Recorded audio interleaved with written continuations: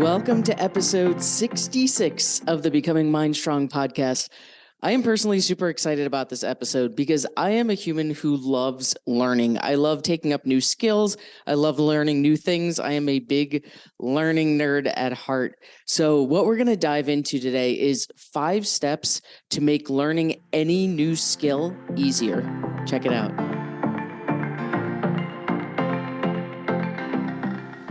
For most of us, we have a laundry list of things that we always say we want to do someday, right? We want to learn another language. We want to learn some new skill. And more often than not, for a lot of us, what happens is we start dabbling in it, and it gets super frustrating. There's a lot of, I should know how to do this. Why is this taking so long? Whatever our story is. And we give up and we quit, and we're back to the drawing board of saying, I'd like to one day. So what I want to dive into today are 5 of my favorite tips for learning any new skill. This could literally be learning to get your nutrition in check, learning to start a workout routine, learning to speak a new language, learning to surf, learning to knit. Pick your poison, pick your activity. Poison sounds a bit negative in this scenario. But these skills are applicable no matter what context in which we're using them. It's more about the neuroscience. It's more about the mindset. It's more about flowing with human nature, right? In our world, in the Mind Strong world, when we talk about nutrition, when we talk about fitness, everything we're talking about is how do we do this in a way that flows with human nature, not fights against it.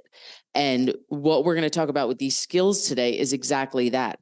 When we're learning a new skill, be it a language or surfing or whatever else, how do we learn to do this in a way where we're flowing with our nature and not fighting against it? I'm going to share with you 5 of my top tips that I use every time I pick up a new skill, and that we teach our members to use, obviously within the context of nutrition and fitness. So the first one, if you've hung out with me before, this is not shocking to you because I preach it from the rooftops, because to me, this is the basis for everything. So step number 1 for making any new skill easier is baby steps and momentum. As humans, especially if you have a certain type of personality, and I say this because I have this personality where by nature, I am not a baby step person. I am a balls to the wall, throw myself in, let's jump in the deep end kind of person. And maybe that works for you. But a lot of times what happens is when we try to do these major life overhauls, right? You've heard me talk about this a lot when it comes to nutrition and fitness. When we try to go from eating fast food 5 days a week to eating grilled chicken, 7 days a week, or from doing 0 workouts to 6 days a week in the gym, it's too much for our brains. It's not just that we lack willpower. It's not just that our body's sore. That plays into, the soreness plays into it. Willpower kind of plays into it, but even that's an exhaustible resource. What we're actually doing is we're fighting against our nature. Our brains are wired for safety. Our brain does not like newness. Our brain's measure of safety and keeping us alive is this familiar? So when we do something new, our brain freaks out. We could have a whole conversation about fear here, and we have in the past, and we will more this season. But that's not you being a wuss. That's human nature. Our brain is wired to fight against change. So when we try to go 0 to 100, when we try to go and jump in the deep end, if it's extreme, if it's too much all at once, your brain is going to panic. It's going to freak out. You're going to self-sabotage, and you're not going to stick with it. The way that we avoid that is through baby steps and momentum. I am a huge fan. I think we did a whole podcast episode on it about doing the bare minimum, right? It's one of the weirdest things you'll ever hear a coach say. But whenever I'm learning a new skill, it's okay, what is the bare minimum I can commit to? And it's a feeling, not a thought. The second you feel tension in your body, we talked about this in the last couple episodes, the second you feel tension in your body, you're trying to be an overachiever. In this case, you're ruining the exercise. What is the bare minimum I can commit to? And we start there. So if you're going to learn to surf, I don't recommend that you're out there on the water 6 days a week for 2 hours at a time, right? Maybe a surfing coach would say differently. But for me, as someone who understands human psychology and neuroscience, that's a recipe for burnout. You might love it. You might do that really intensely for a couple of weeks. But at some point, your life is not going to allow for that. It's going to be too much too soon, and you're not going to stick with it. And it's going to become very black or white, all or nothing. So maybe you do it 2 days a week for a half hour at a time. If you haven't listened to the earlier episode I titled it the Jason Method after my brother. The other thing that baby steps and momentum do is not only do we avoid overwhelm, but it leaves you wanting more. That episode in the Jason Method, we talk about the psychology of stopping yourself from doing as much as you want to. I like to relate it to like a first date. Like you leave them wanting more and you build that excitement. And, you know, if you're going balls to the wall and you're going 6 days a week for 2 hours at a time, that's burnout. But 2 days a week, 30 minutes at a time, now you're creating excitement. Like, oh, I can't wait to get back on the water on Thursday because it's been 2 days and I'm missing it and whatever else. And we build that tension, we build that excitement towards. So whenever you're starting a new skill, the first exercise that I always start with is what we talked about in the past couple episodes. Close your eyes, take a deep breath, feel into what is the bare minimum that I can commit to, and repeat for curiosity. With that, number two on the list is throwing yourself an internal party. And again, we talked about this in the past couple of episodes when we were talking about where to start. It can feel really hokey. It can feel really cheesy to celebrate ourselves, especially when we feel like we're setting the bar really low. Like seriously, Rachel, I'm going to go out on the water. I'm going to stick with the surfing example. I'm going to go out on the water 2 days a week for 30 minutes. And you want me to throw myself a party? Like there's people doing this 8 hours a day. That's nothing. In what world are you going to feel good about the progress you're making when that's the story in your head? Right? What we are doing with celebrating ourselves is not some BS cheerleader rah-rah stuff. Not to say that cheerleaders are BS rah-rah stuff, but my point is it's deeper than that. When we take the moments to celebrate the work we've put in, to celebrate sticking to our own commitment, to celebrate I made a promise to myself and I did it. This is neuroscience. This is biology. In your brain, when you pump yourself up like that, your brain is releasing a chemical called dopamine. Dopamine is a feel-good chemical. You've probably heard me say before, all of us are just glorified drug addicts. We're just, everything in life, every decision we make is because we're looking for a dopamine hit, right? It's the reason we buy nice cars. It's the reason we want a nice house. It's the reason that we fall in love. It's the reason we eat certain foods sometimes, not always for dopamine. I should say the reason we crave certain foods. Every decision in life, when we trace it back, it's that we're looking to feel good. Everything comes back to a feeling, and that feeling, there's other chemicals involved, but dopamine is a big one of them. So when you do this thing, when you say, you know what, I went out on the water for 30 minutes this day, yeah, it doesn't feel like a ton. I'm not going to like sugarcoat it and say I'm suddenly the best surfer in the world. And freaking proud of myself. Like that was fun. Yeah, I was a hot mess. I had no idea what I was doing, but I did it. And I stuck to my commitment, and I feel really good about that. And it takes 20 seconds. And in those 20 seconds, that dopamine's released in your body. You feel incredible. So a couple days later, maybe you don't feel like putting your 30 minutes in, your 20 minutes in, whatever you decided on. And now your brain has proof of, wait a second, remember last time I did it? Remember how good I felt afterwards? I bet if I just get my butt out there, then I'll see how it feels, right? But I bet if I just take that first step, if I get out there, it's going to feel as good as it did that last time. And as we talked about in the past few episodes, we are pleasure-seeking creatures. So the more you do this, the easier and easier it gets, because now your brain is being wired. Think back to what we know about myelin and neural connections. Now your brain is being wired to say, wait a second, this activity releases dopamine. I feel good about myself when I do this. I want more of that. Give me more of that. Right? Again, this is true of nutrition. This is true of fitness. This is true of learning in general. We are pleasure-seeking creatures. And when we take that moment to celebrate ourselves, to celebrate our commitment that we made, that we stuck with our promise, we're releasing dopamine, we're releasing feel-good chemicals. And that's how we start to keep that consistency, and that builds habits. So we have number one, baby steps and momentum. Number two, celebrate the small wins.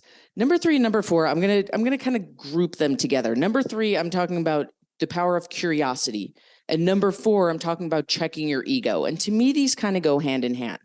Because what I found with myself is that whenever I start to learn a new skill, there's a lot of shoulding, shoulding involved. Oftentimes, especially in the past before I dove deeper into this mindset work, and it still creeps in from time to time. When I learn a new skill, suddenly these stories pop in, like, I should be better at this. I should be learning this faster. It seems like other people get this more than me. I shouldn't have to ask that question because I should already know.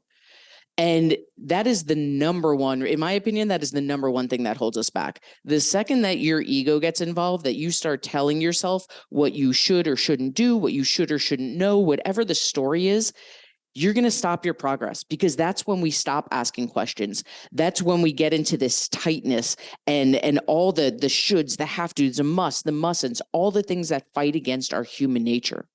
So I'm putting 3 and 4 together for this reason. When we can put our ego to the side, right? And if you remember our discussion about talking to yourself like a kindergartner, this can be really powerful here. When we can put our ego to the side and say, you know what? This is brand new. And holy crap, is this more challenging than I thought it was going to be? And man, am I feeling frustrated right now. So let me take a deep breath and let me get a little curious, right? This is super interesting. I did not expect this to be that challenging. So what is something that I can focus on? What's a part that I'm doing really, really well that I can kind of dig into just to feel a little better about all this? And then maybe I shift my attention once I'm standing in my power again. What's a spot that's really giving me trouble? And instead of feeling this big overwhelm of the whole task, maybe I can just focus in on one little spot and really dig in and get curious and learn and grow and adjust. The power of curiosity, and you've heard me talk about this in the realm of nutrition and the realm of fitness and mindset work, and this is very true in learning any new skill. The power of curiosity is one of the most powerful tools that we have as humans. The more that we can step into a space of, this is interesting. What can I learn here? What am I doing well? What am I not doing well? What's one specific place where I can really dig in? When we take our ego out of it and we step into this place of just childlike curiosity, I don't care if I suck at this. I know I've never done this before. Of course, I'm going to suck at it right off the bat. And we can just stay curious. We can stay light. We can have levity around it. This is how we stay with it. And this is how what we build, which is coming up in step number 5, this is how we build consistency. Okay, so we've got baby steps and momentum. We've got celebrating the small victories along the way. We're kind of grouping 3 and 4 together of curiosity and checking your ego. And then number 5, the 5th step for making any new task, any new skill easier is focusing on consistency, not results. And that sounds super counterintuitive, but this is especially true in the beginning, right? Eventually, as you get better at something, of course, we want to be monitoring results.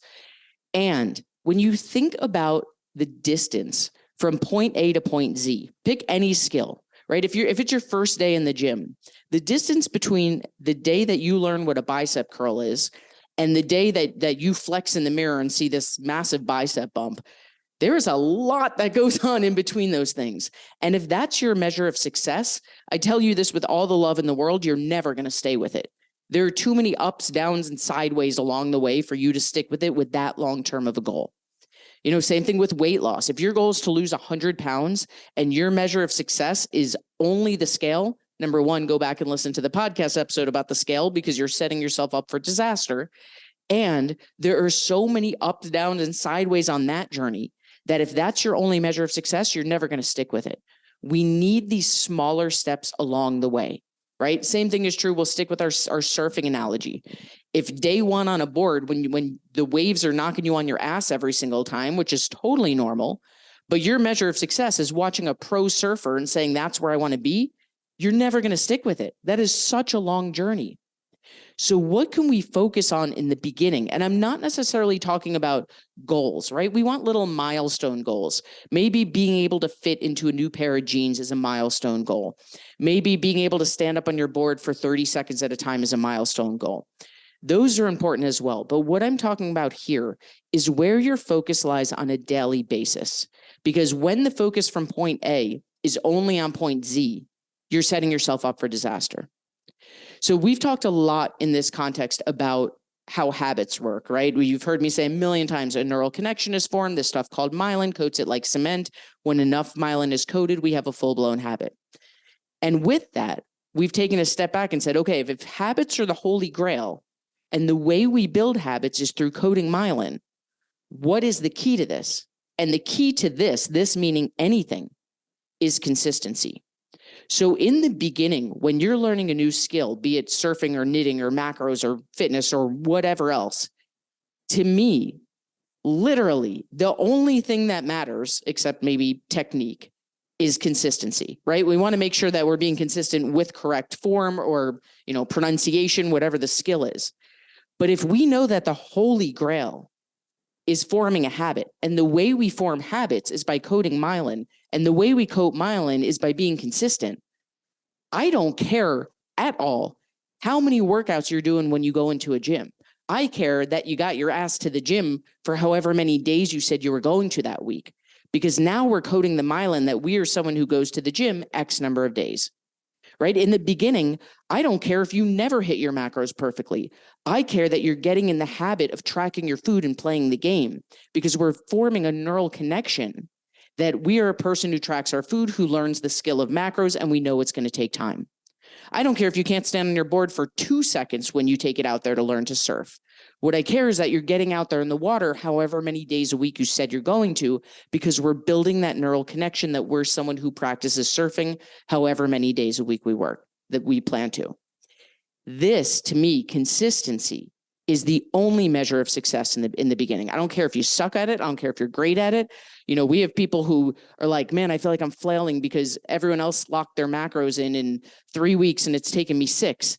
And my answer is, I literally could not care less. I care about you as a human. Like, let's talk about your frustration. Let's do some mindset tools. But it does not matter, because when we understand the neuroscience of habits, literally the only thing that matters in the beginning is that consistency. So when we combine these tools, when we combine baby steps and momentum, celebrating the small wins, staying curious, checking our ego, and focusing on consistency, when we take a step back and look at this from a bird's eye view, we can see where these conversations of talking to ourselves like a kindergartner come into play. Okay, so I'm going to give you a longer example of how these are conversations I actually have in my own head. And if you're not used to it, again, it's going to sound really hokey and really strange.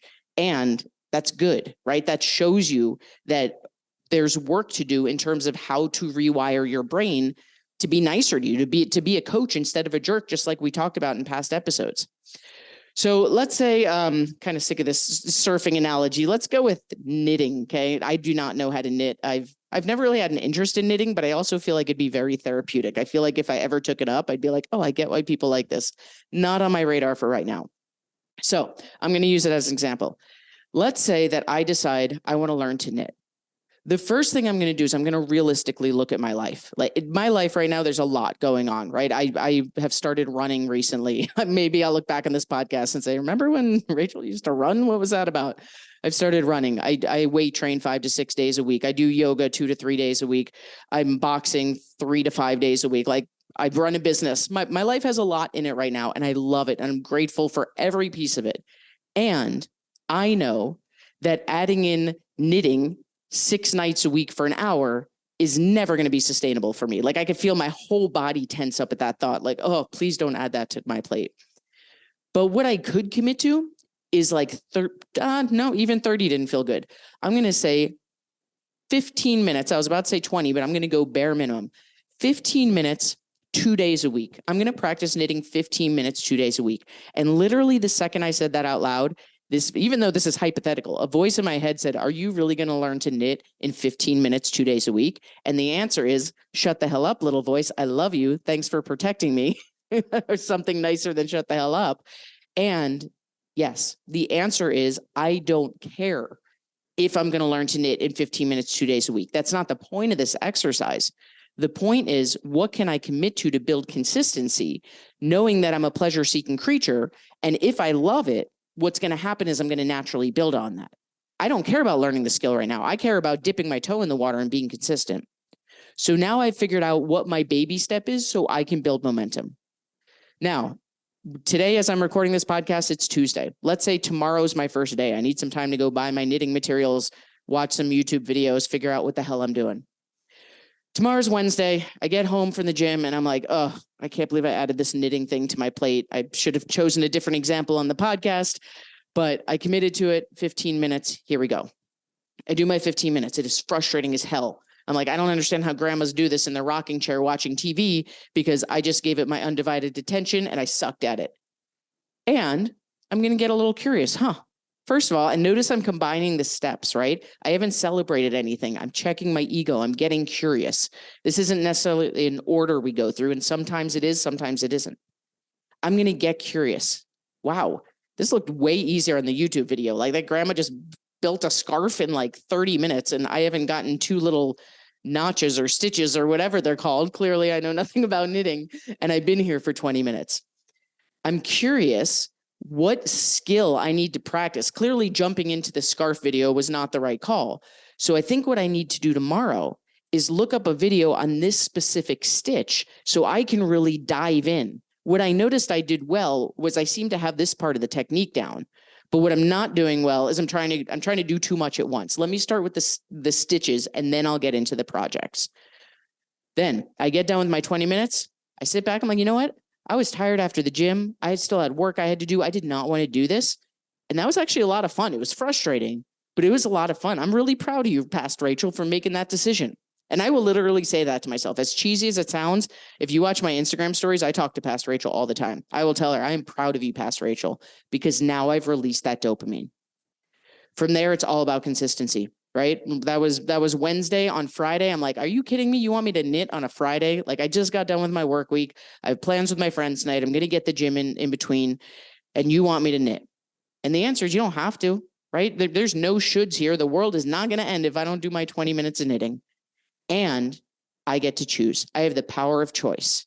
And I know that right now, I have a deep-rooted neural connection that knitting is not a part of my life, that Fridays go from work to the gym to going out with friends.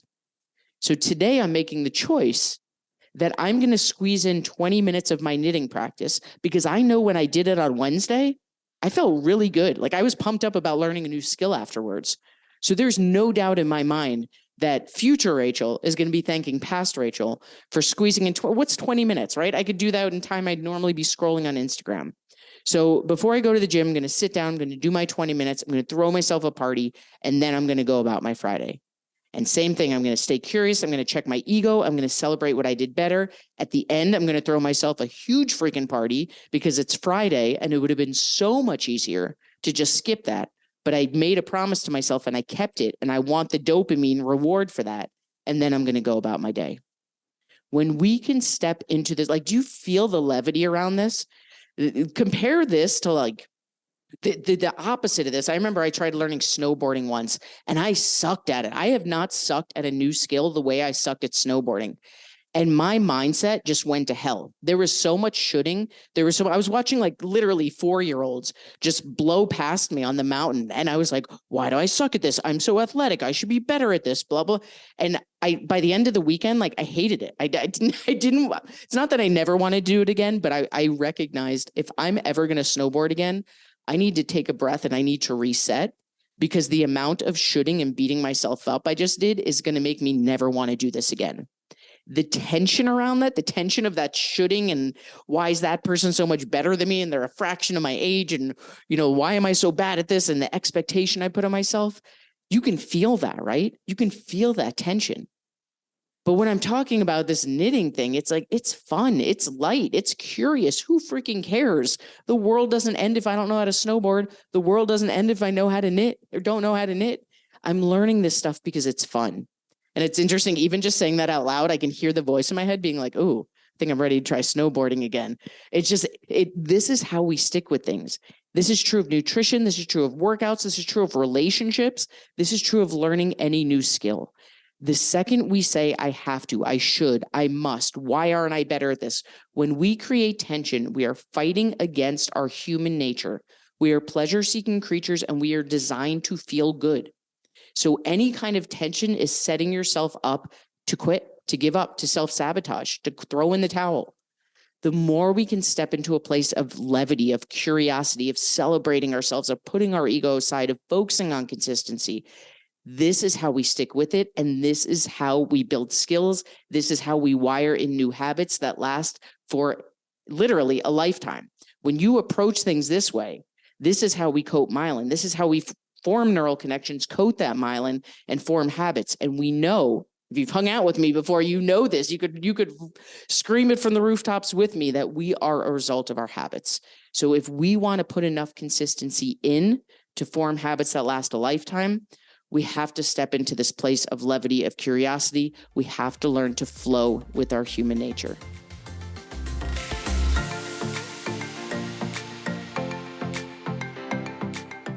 You can download a totally free chapter of my best-selling book, Becoming Mindstrong: The Truth About Health, Fitness, and the BS That's Holding You Back by going www.becomingmindstrong.com.